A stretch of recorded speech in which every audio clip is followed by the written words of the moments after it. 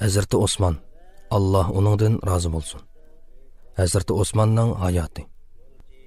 Hazreti Osman dadı tarafından Peygamber sallallahu aleyhi ve sellem bilen yirak tuqqan keladi.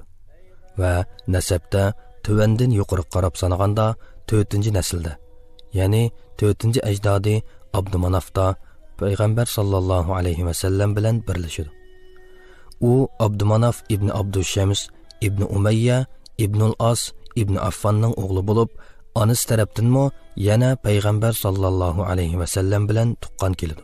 Çünki Hazreti Osmanның anısı Erva Qurayzning qizi bulup, Ervaning anısı Abdülmuttalibning qizi.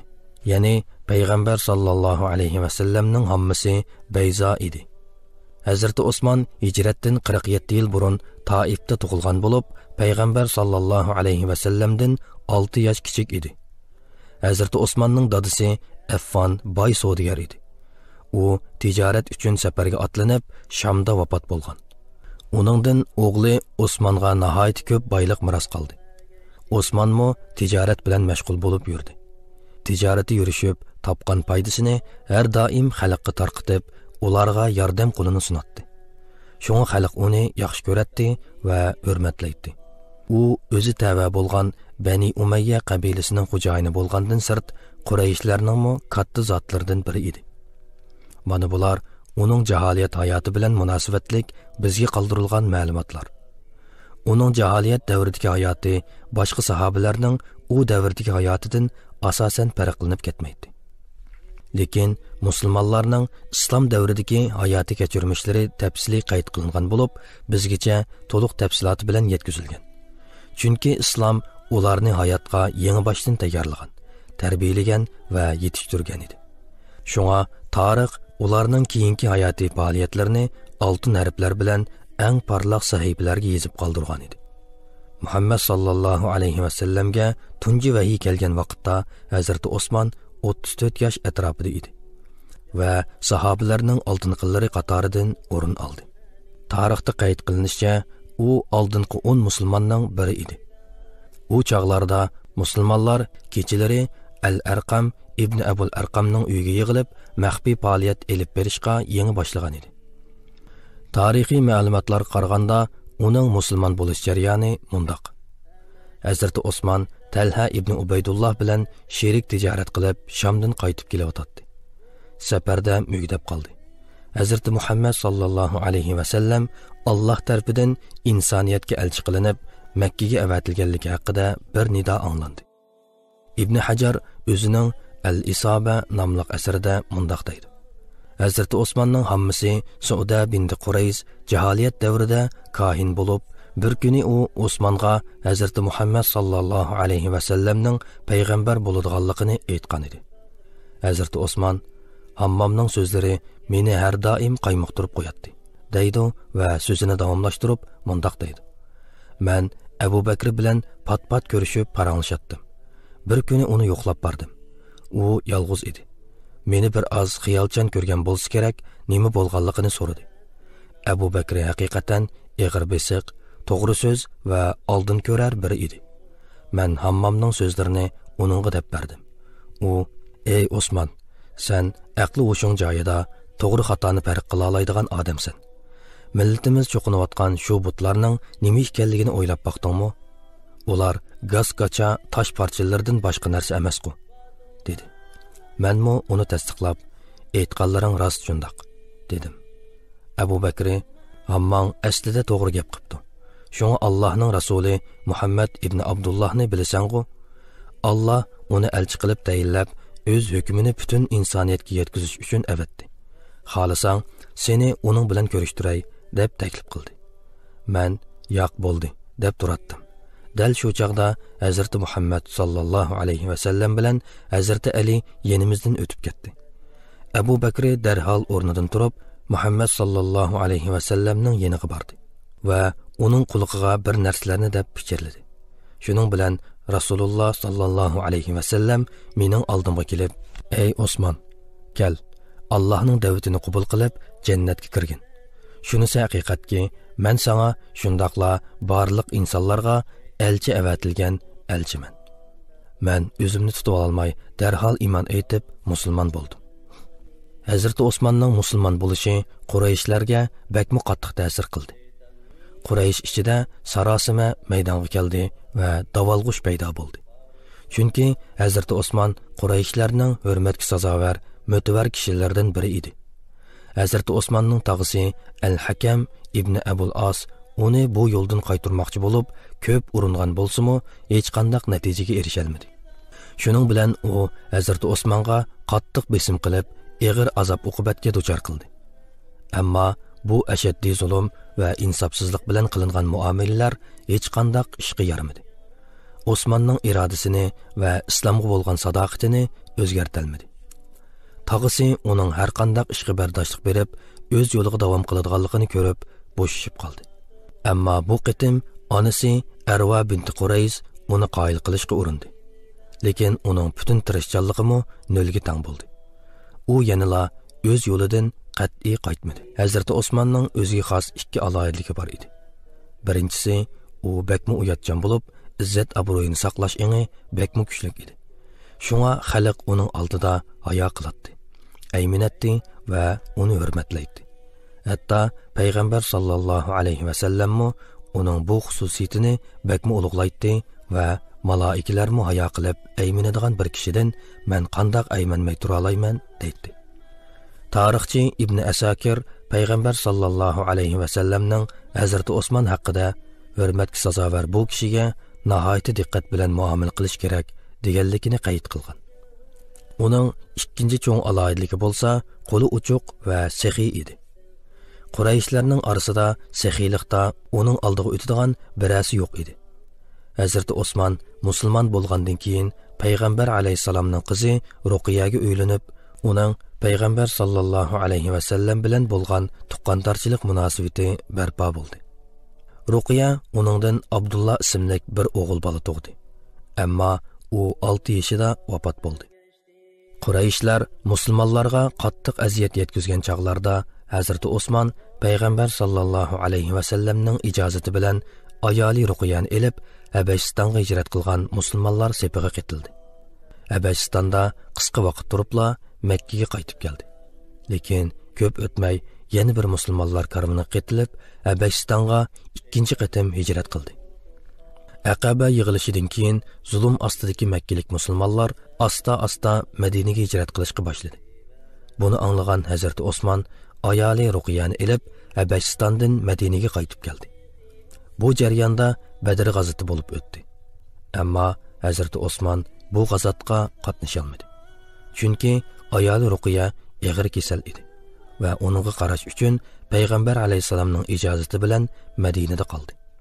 Shundoq bo'lsa-mu, payg'ambar alayhisalom uningga urushga ketilganlar qatorida g'animatdan bir ulush berdi. Ko'p o'tmay Ruqiya vafot bo'ldi. Bu chaqda musulmonlar texi urushdan qaytib kelmagan edi. Bu ish Hazrati Osmonni bakmo qayg'ulantirdi. Hazrati Osmon jaholiyat davrida Abu Amir taxallusi bilan tunilgan edi. Ruqiya Abdullohni tuqqandan keyin kishilar uni Abu Abdullah deb chaqirishga boshladi. Ruqiya vafot bo'lgandan keyin Hazrati Osmon uning singlisi Ummu Kulsumga uylandi. Ammo uningdan bolasi bo'lmadi va u hadisiga o'xshash Hazrati Osmon hayot chog'ida vafot bo'ldi. Tovandikilar Hazrati Osmon keyinchi uylangan ayollardir. Fatima binti G'azvan. Bu ayoldan Abdullah al-Asqar tug'ildi. Bu bola kichik chig'idila chachrab ketdi. Ummu Amir binti Jundub. Bu ayoldan Amir, Xolid, Abban va Umar qatorliqlar tug'ildi. Fatima binti Valid al-Mahsumiyya. Bu ayoldan Said, Valid va Ummu Said qatorliqlar tug'ildi. Ummu Banin binti Uyayna ibn Hisn. Bu ayoldan Abdul Malik tug'ildi. Ammo chachrab ketdi. Ramla binti Shayba ibn Rabi'a. Bu ayoldan Aisha, Ummu Abban, Ummu Amir ismli 3 qiz tug'ildi. Bu ayoldan o'g'li yo'q edi. Naila binti al-Farasifa. Bu ayoldan Maryam tug'ildi. Demakki, Hazrati Osmon ilgari oxir bo'lib, jami 8 ayolga uylangan edi. U shahid qilingan vaqtda nikohida Ummu Banin, Fatiha va Naila qatorliq 3 bor edi. Hazrati Osmanning jami 9 o'g'li bo'lgan edi. Ulardan Abdullah al-Asg'ar, Abdulmalik qatorliq 3 kichik chig'idla chachrab ketdi. Qolgan Amir, Xolid, Abbon, Umar, Valid va Said qatorliq 6si yosh edi. Undan boshqa Maryam, Ummu Said, Aisha, Ummu Abbon, Ummu Amir va kichik Maryam qatorliq 6 qizi bor edi. Hazrati Osman cho'ng vaqalarning hammasida degudek payg'ambar alayhisalomning yenida bo'lib, bu vaqalarga uning bilan birga ishtirok qildi.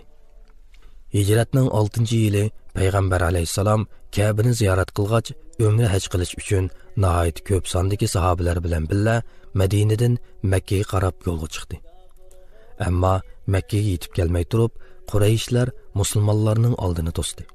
Ular musulmonlarni urush qilg'ili keldi, shaharga besib kirmoqchi deb o'ylagan edi. Quraysh cho'nglaridan ba'zilari payg'ambar alayhisalomning shaharga kirishiga qo'shilgan bo'lsa-mu, qolganlari jahillik bilan qat'iy rad qildi. Payg'ambar alayhisalom sahobalardan birini Makka ga avatib, o'zlarining urush uchun emas, balki ibodat qilish uchun kelganligini tushuntirib, Qurayshlarni qoyil qilmoqchi bo'ldi va Hazrati Umarni chaqirib, o'z niyatini uningga bildirdi. Hazrati Umar: "Ey Rasululloh, men ularning menga bir yomonlik qilib qo'yishidan ansirayman. Uning ustiga oilam Bani Adiydan meni Makkada qo'g'dig'idek biror kishimi yo'q. Qurayshlar mening o'zlariga qanday qarash chiqqanligimni va ularga qanday qo'pol muomala qilganligimni obdan biladi. Shunga men sizlarga bu ishqa mendan muvofiqroq birini ko'rsatib qo'yay. U Osman ibn Affondir", deb o'zira aytdi. Shuning bilan payg'ambar alayhisalom Hazrati Osmanni Makka lideri Abu Sufyan va boshqa mutavarlar bilan ko'rishib kelish uchun elchi qilib avatdi. Hazrati Osman payg'ambar alayhisalomning ta'limoti bo'yicha Quraysh cho'nglari bilan ko'rishib, masalani tushuntirishga tirishdi. Ammo ular Hazrati Osmonga: "Sen Ka'bani tavob qilsang mayli, sana bir narsa demaymiz, ammo sendan boshqaga hargiz yo'l qo'ymaymiz", deyishdi. Hazrati Osman: "Men payg'ambar sallallohu alayhi va sallamni bir tarafga qayirib qo'yib, Ka'bani uningdan burun tavob qilmayman", dedi. Afsuslanarligi, Qurayshlar musulmonlarning Ka'bani tavob qilish talabiga qat'iy qarshilik bildirib turib oldi.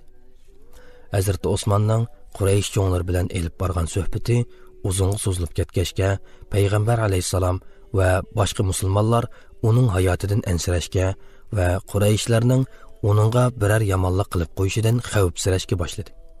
Vaqt o'tgan sari texmu bak titit bo'lgan payg'ambar sallallohu alayhi va sallam uning uchini olmay turib, bu yerdan ketishga bo'lmaydi, deyolmay turolmadi va sahobalarning favqulodda biror vaziyat qarshisida tamtirab qolmasligini ko'zda tutib, yuz berishi mumkin bo'lgan qurolliq to'qinish uchun ulardan bay'at oldi. Rizvon bay'ati deb atalgan bu mashhur bay'at Hazrati Osman uchun elingan edi. Hazrati Osmanning hayot mamat masalasi uchun elingan bu vaqada payg'ambar alayhisalom barliq musulmonlarning bay'atini elib bo'lgandan keyin o'zining ikki qo'lini bir-biriga tutishtirdi. Bu orqali Hazrati Osmanning bay'atini olganligini bildirdi. Vaziyat bakmo jiddiy tusga kirgan edi. Imom Buxoriy Sahihul Buxoriyda Hazrati Osman vafot bo'lib, xali yillar o'tgandan keyin bo'lib o'tgan bir dialogni mundaq naql qildi. Misr xalqidan biri hajga kelgan edi. U chetda o'ltirgan bir to'p kishini ko'rdi. Kishilardan "Bular kimlar?" deb so'radi.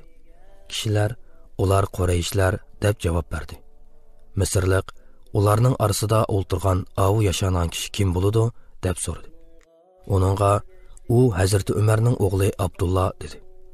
Misrlik uningga yaqinlashib: "Ey Ibn Umar, sendan bir narsani so'ramoqchiman. Menga aniq javob bergin.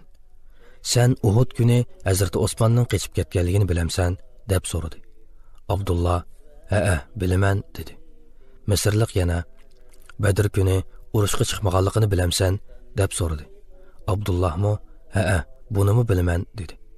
Misrlik 3-chi qatim: "Undaqda Rizvon bay'atida uning yo'q ekanligini bilamsan?" deb so'radi. Abdullah: "Shundoq, unimi bilaman" deb javob berdi. Uning gapini anglagan Misrlik Hazrati Osmanni zanglik qilgandek yejib turib: Alhamdulillah dedi. Onun g'arizini uqqan Abdullah Hazreti Osman haqidagi shubhalarni yo'q qilish uchun uningga "Men sana bu ishlarning asl sababini aytib beray.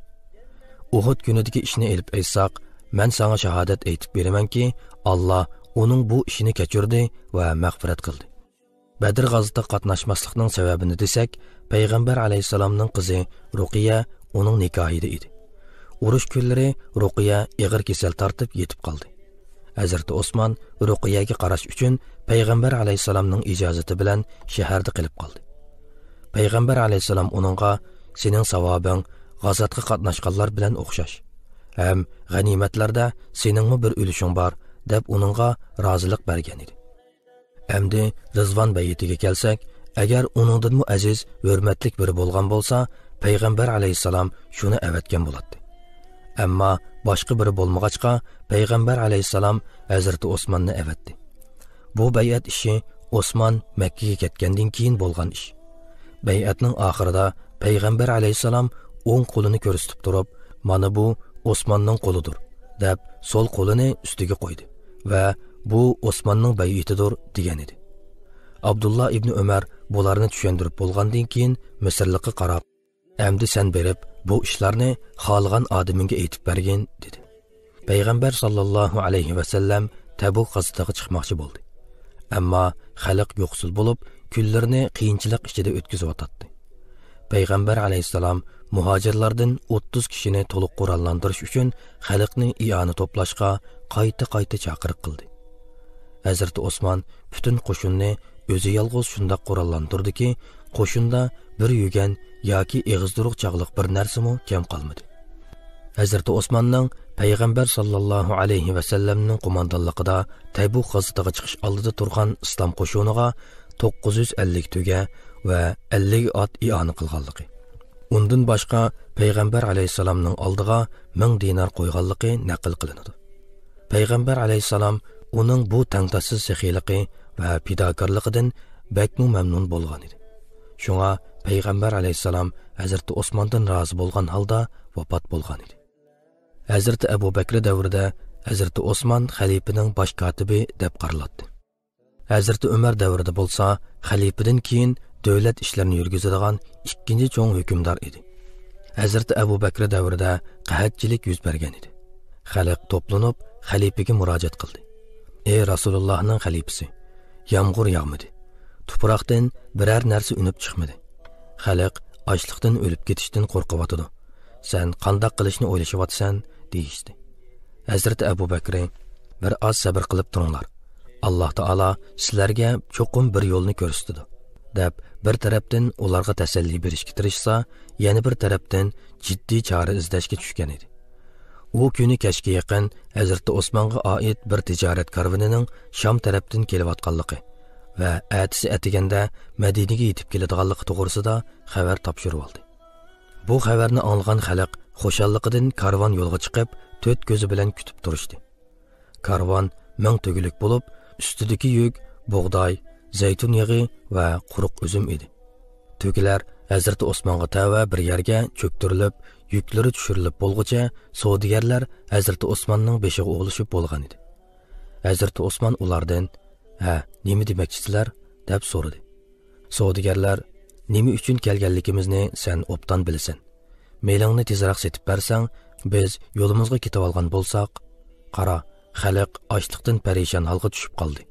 Hammasi bizni saqlab turdi" deyishdi. Hazrati Osmon ulardan "Ma'qul. Undaq bo'lsa, qani aytinglar-chu, menga qanchalik naf bersizlar?" deb so'radi. "Ko'ra beshiga 2 dirhamdan beramiz" deyishdi. Hazrati Osmon "Menga uningdanmi ko'p bermoqchi bo'lganlar bor" deb e'tiroz bildirdi. "Undaq bo'lsa, 4 dirhamdan berayli" deb baho talashishga tushib ketishdi. Hazrati Osmon yana "Menga uningdanmi ko'p bermoqchi" dedi. Savdogarlar "Ha, bo'pti. 5 dirhamdan bersak qo'y yetar" deyishdi. Hazrati Osmon "Yo'q, uningdanmi ko'p bermoqchi bo'ldi" deb ching turib oldi. Bu gapga hayron bo'lgan savdogarlar "Ey Abu Amir, Madinada bizdan boshqa savdogar bo'lmasa, uning ustiga bizdan burun boshqalar kelmagan tursa, sana shuncha ko'p naf bermoqchi bo'lgan kimdi?" deyishdi. Hazrati Osmon "Alloh taolo har dirham uchun menga 10 hassa ortiq berishni va'da qildi. Sizlarmi shunchalik naf bera olamsizlar? dedi. Hazrati Osman bu so'zi orqali Alloh taolaning bunu oyatini ko'zda tutgan edi. Biror yaxshilik qilgan odam 10 hassa ortiq savobga ega bo'ladi. Biror yomonlik qilgan odamga faqat uning yomonligiga barobar jazo berildi. Sura An'am 160-oyatning bir qismi. Ular, "Yo'q, biz hargiz unday qila olmaymiz" deyishdi. Dunyoda jannat bilan xush bishorat berilgan 10 kishining biri bo'lgan Hazrat Osman o'z ko'nglida ajoyib bir qaror bergan edi. U bu qarorini e'lon qilib, Makka savdogarlarga mundoq dedi: "Menga qaranglar. Alloh guvochimdir. Men bu karvon yukining hammasini faqat Alloh rizoligi uchun parishon ahvoldagi kishilarga va musulmonlarning g'arib-g'urvalariga sadiqa o'rnida tarqitib berishga niyat qildim." Hazrat Osman Hazrat Abu Bakrning amri bilan Hazrat Umarning xalifalikka tayinlanganligi to'g'risidagi qarornomani yozgan edi. Hazrat Osman Hazrat Umar davrida ikkinchi darajalik hukmdor edi. Xalq Hazrat Umardan biror narsa talab qilishdan burun Hazrat Osman bilan ko'rishadi. Xalqning nopusga ilinishi va Hijriya tarixining Muharram oyidan boshlanishi qatorliq fikrlarni tunji bo'lib u o'ttirib qo'ygan edi. Hazrat Umarning qo'pol mijozi Hazrat Abu Bakrning muloyimligidan tangshab turadigan muhim omil bo'lganidek, Hazrat Osmanning yuvosh mijozimi Hazrat Umarning qo'polligi bilan birlashib, tangpungliqni saqlaydi. Shunga bu ikki davrdagi davlat rahbarligida ko'p o'zgarish bo'lmadi. Chunki qo'pol muomilning yanida uni tangshab turadigan yuvoshlik, g'azab nafratning yanida uni besib turadigan muloyim